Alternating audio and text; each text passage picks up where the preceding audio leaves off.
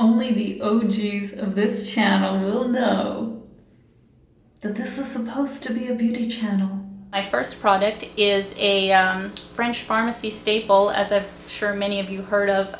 Yeah, so for those of you who don't know, I started this channel like 7 years ago. Let me put up my hair while I tell this. I started a YouTube channel while I was a struggling actress in Toronto, you could say. Initially, it was just supposed to be for fun as like a creative outlet, but then I realized it could actually be, you know, a real job, a real career. But initially, I thought that because I had worked in the modeling industry for so long, because I did have a love and passion for like beauty and skincare, that's what would make sense to do a YouTube channel about. Sadly, nobody watched it, so that was the problem. And it wasn't until I started documenting some of my travels, and actually it was on my trip to Japan for modeling, that my channel started to gain viewership. So obviously a lot has changed since then, but I still definitely do have a passion for all the stuff I was talking about before. And because I have been requested by the 20% female viewership of this channel to do a sort of skincare makeup routine video, you know what? I'm gonna do it. So I've actually had the same skincare routine for probably 3-4 years now, and it's been the same because it works. In the past, I feel like I was trying too many different things, too many products, and it was very irritating to my skin. And especially when I was in my teen years and early 20s, I had really bad acne. So it has been a long road. So the first product that I'm a really big fan of, I really don't use any other cleanser. I use this one. Will it focus? It is from Bioderma. It is the one for sensitive skin. It's the Soothing Micellar Cleansing Foaming Gel. I actually feel like the quality of my skin for my age, I just turned 32, is very, very good. But speaking of wrinkles, because see, yeah, it's really not that bad yet. It's just like a little bit up here, little bit of lines here, like a little bit here. Obviously nothing wrong with the wrinkles, and I think it's much better to age gracefully than look like you have like a ridiculously tight, unnatural sort of face. But I do think that Botox done right at not too early of an age, and you know, not overdone basically, can actually make a person look really good. So I am considering it. Like I am considering maybe this year or next year I may give it a try, because I feel like your early 30s is really the earliest you should be starting. I know some people say, oh, you know, start preventative Botox in your 20s, but I actually find it gives people quite an unnatural look because you are already so young. You don't need your muscles frozen at that age. So personally, I wouldn't recommend Botox before the age of 30. So yeah, I may get it done later this year for the first time. I'll keep you guys posted, but overall I am really happy with how my skin looks now, and I am just using really good skincare to keep it in that condition. So after I wash my face, I try and make sure that my skin is still a little bit damp, because that creates better absorption for whatever kind of active you put on top. So after I wash my face, I try and leave my skin a little bit damp, because it actually makes for better absorption for any kind of active that you put on top. And you know, as many people do, I really like The Ordinary because they are good quality products for a very reasonable price. So during the day, I would usually use either a vitamin C serum, or I really like their multi-peptide serum, which used to be called the Buffet. So these two are my day actives. And then for reference at night, what I would usually use maybe once a week is a lactic acid to exfoliate my skin. But usually at night I would use a retinol. So this one is on the pricier side. This is from Obagi or Obagi, I'm actually not sure how to pronounce it. It is their 0.5% retinol. And I would put that on my skin at night before sealing it with a moisturizer. But since we are during the day, I'm going to use the peptide serum, and I'm just gonna put a few drops all over my face. I actually have a friend who I met online too. Her name is Alina, and she has an account on Instagram all about skincare, and it was actually through her advice that I got onto a lot of the products that I am using now, and having had them work out for me, I do have, you know, her to thank for my success. She was actually the one that I learned the whole like 3-step moisture method from, where you have like a cleanser, damp skin, active, and then put a moisturizer over top of it. And the recommendation that she gave that I usually use is the Bioderma Blue Moisturizer. But for some reason here in Asia, it has been ridiculously expensive. It's been like $40 plus, where in Canada it's usually $25. So recently I have been trying this CeraVe one, and actually like it's okay. I still really like the Bioderma one, so if I was back in Canada, I'd probably get that one. But if you're looking for a more budget-friendly option, this one has been pretty good too. So after my peptides, I'm just going to put this all over my face and neck.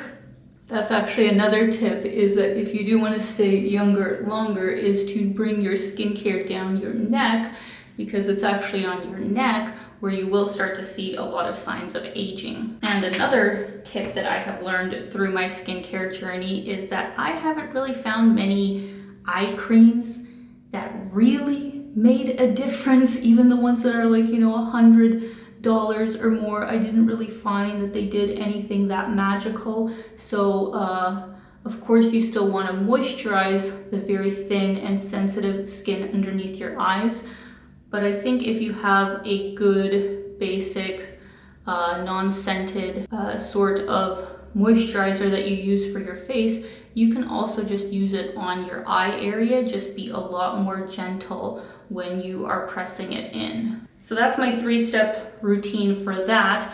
And then of course, since we are during the day, we have to lock it in with a good sunscreen. This is incredibly important if you want to prevent signs of aging and also just protect your skin from skin cancer. So I have this one from Neutrogena. It is the Ultra Sheer one. So I'm just gonna take a good amount of sunscreen and put it all over my face and neck. I have a different sunscreen that I use for my body that's obviously not as expensive, and just slather that as well all over my skin. Unfortunately, being so Caucasian means that I do burn really easily, and especially traveling full time for the last couple of years to hot destinations, I've had to be so careful to remember to not just put on my sunscreen, but to reapply throughout the day, because if I am out all day, one layer is absolutely not enough. So now moving into my favorite part, which is makeup. So let's begin with the base of it all, which is a good foundation. And this one is actually from the drugstore. I really like it. It's just L'Oreal True Match. And the shade that I am using is 2N in Vanilla. Personally, I'm too lazy to use a beauty blender or any kind of brush, and I actually find it works better because your hands are a little bit warm, so it helps the product sink in a little bit better. And then after that, I will put on a lip balm just to get my lips prepped before I put on any kind of lipstick. Next, before I do my concealer and set everything, I actually like to do my eyeshadow, because if there is any fallout, I will just clean it up with the concealer after. So this palette has been a favorite, and I actually got this in Bangkok the first time I went, like 2 years ago. I paid a premium, as you can guess, here in Asia, but it is just a really nice palette. Obviously, I've hit pan on these two lighter shade. This is their Solstice Summer, is that the name? Yeah, Summer Solstice palette, and yeah, this cost me like $80, but it's worth it. It's a really good palette. And so because I can only bring so many products with me when I'm traveling, I prefer to just bring the products I really, really like, even if they cost a bit more money. Speaking of more money, I also really like the Dior highlighting palette. I know a lot of people hype this product up, but it is pretty great. This is probably the best highlighter I have ever used, and what I really like about this palette is that in a way this is already a face palette. I actually use these two shades to highlight, you know, the tops of my eyes. The brown shade I will use in the crease, like this itself is an eyeshadow. I would not use this as a bronzer because it is just too glittery. And then the pink shade is actually a pretty good blush, except it is super like glittery. I'm first gonna take the white color. I always start with the lightest shade and then like work darker as I go. I also put this in the inner corner. And now I'm going to take the yellow shade and just create a slight transition in between the white and the sort of tan color that I'm going to use in my eye day look. I would say this palette is especially good for more nighttime looks because some of these can be a little bit heavy for daytime, at least for me. But for day, I probably would use like this color, that color, or this one in the crease. So for today, let me actually do this guy at the bottom. I'm just gonna take a little bit on my brush and I start at the outer corner and then like slowly work my way in. It's actually really hard to do makeup with just, I'm using like the flip camera right now. I don't actually have a mirror, so excuse me if it actually looks kind of weird right now, but I have a very small reflection that I am working with. I forgot that I have a mirror right here. Why am I using this thing? I should have been using this mirror. What the hell? Yeah, I'm gonna clean it up with concealer, but more or less, yeah, I would just take a light taupey sort of shade because I think that looks really good with blue eyes. But now I'm going to take my favorite concealer, which I really should just get my new one out, but I'm using this until the last. This is the Maybelline Fit Me Concealer. I would say that this is like the best concealer at the drugstore. It's only like $7 and it actually does a really good job. And then see, I'm just gonna like clean up the mess from the fallout of the eyeshadow by putting the concealer on top of it so it looks much more clean. Now we have to set the makeup, so I have a powder from Physicians Formula. It's the healthy powder. I wouldn't say that this one is my favorite, it's just one that I have and that works. Hourglass obviously has some very good pressed powders, and I think when I get back to Canada I will splurge and buy some of them.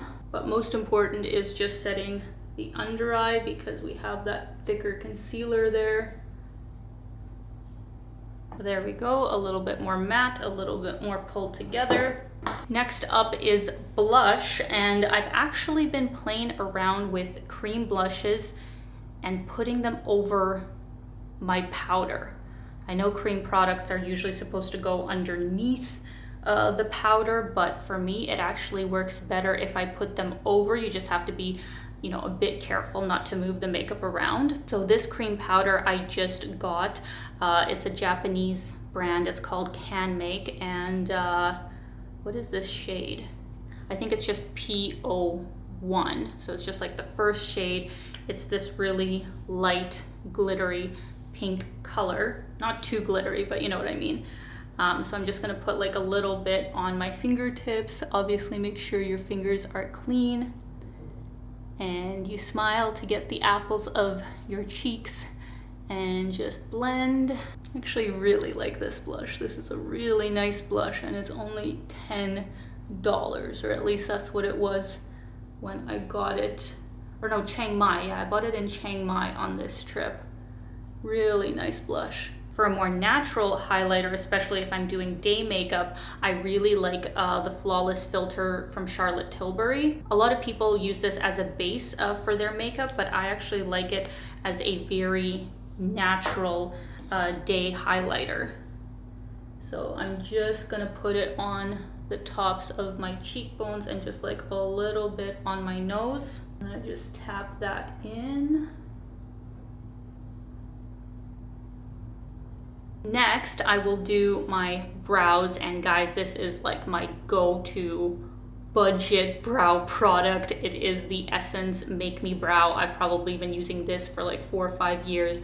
I get it in the lightest color, the Blondie Brows. And this is definitely a similar product to the Benefit Filling Fibers one, but it's just like a fifth of the price and a very similar effect. So you are getting like a little bit of color payoff to fill in your brows. But it's primarily just for putting them into place. I would say that overall I am quite genetically blessed with pretty good brows, and I've learned how to not overpluck them as I used to in my youth. So overall I don't really need to do a lot to them now to make it look good. And now comes the fun part that I'm sure many men would be terrified of, which is the eyelash curler. So this is the famous Shiseido eyelash curler, and I did read lots of really positive reviews about this product, that it is the best eyelash curler ever. I don't know if I would go that far to say that it's just way above any other eyelash curler I have used, but I will say it is good. It is comfortable to, you know, get a good pressure.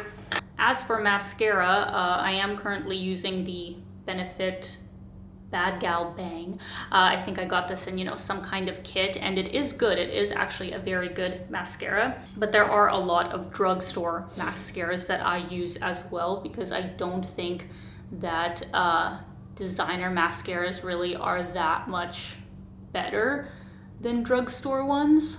Especially when you should be changing your mascara every 3 months. I think it's a bit ridiculous to spend like $40–50 on a product like that. The only exception that I will say I have ever found is the YSL original mascara that's in the gold tube. I can't remember the exact name of it now because I haven't used it in a really long time, but back in the day I remember I once splurged and bought that mascara because there was one model that had the most amazing lashes, and that's what she used. So of course I went out and bought it, and it did actually work ridiculously well. So if you want to spend $50 on a mascara, that would be my top recommendation, I guess. But actually, honestly, like the more that I use this mascara, this Bad Gal Bang from Benefit, this is actually like, just with one coat, it's actually quite nice. Benefit's like $25–30 I think per tube, so pricey but not, I guess, insane. So yeah, that's just one coat, and usually if I am doing daytime makeup I would only do one coat. I don't like the spidery, clumpy lashes look, so maybe I do 2 coats max if it was nighttime, but during the day only 1. And last but certainly not least, I would just put on a lipstick of a fairly neutral color for the daytime. So this is MAC in Please Me. It is a matte lipstick. So that is more or less my final look, guys. This is my day makeup. Nothing too crazy. I still feel like I keep it fairly simple, but obviously I have probably used like 12 different products. So I hope you guys enjoyed this video. I personally enjoyed filming it because, like I said initially, I thought that this is what my channel would be about. Obviously, I think things did turn out as they were supposed to, because traveling is the bigger passion for me, and I do really enjoy making my regular kinds of videos. But it is fun, like it is fun to just sit down with products, even though I know this video probably isn't gonna get as many views as my other one, but just because some people had requested it and because I enjoy doing it, I thought that I would finally do it. So let me know your comments down below, even if you are a dude, you know, did you know how many products it takes, you know, for women to get ready in the morning? I hope, you know, this is eye-opening. But as always, I'm sending you guys so much love. I hope you're having a fantastic day, and keep being your own kind of beautiful. Bye, guys.